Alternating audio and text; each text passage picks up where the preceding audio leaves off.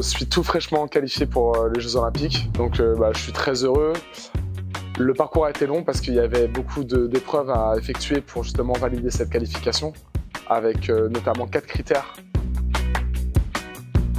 J'avais été remplaçant aux Jeux Olympiques de Tokyo et du coup ça avait été très dur d'accepter ça. J'étais le seul athlète dans le top 40 mondial à pas être sur la ligne de départ.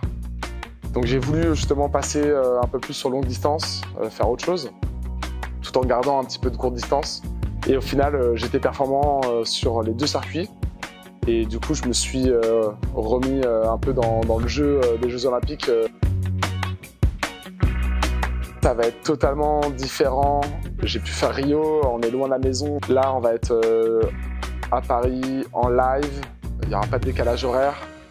Et on sent justement tout l'engouement des médias, du public, de nos proches, qui est extraordinaire, c'est incroyable. Et justement, ouais, il faut vraiment arriver justement à être calme, posé, concentré sur ce qu'on va faire.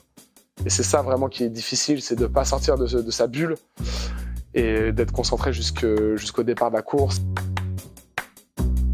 Ouais, le parcours de Paris, il va pas être évident.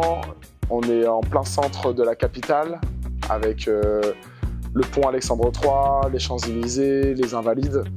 Donc on est vraiment sur le triangle d'or. Et notamment, justement, on passe au-dessus de la Seine. Donc ça va être magnifique. Mais après, avec toutes les caractéristiques qui entourent justement cet environnement-là. Donc la Seine pour le courant. Il va y avoir également les pavés qui vont être un véritable challenge pour les athlètes. Mais en tous les cas, le circuit il est juste magnifique.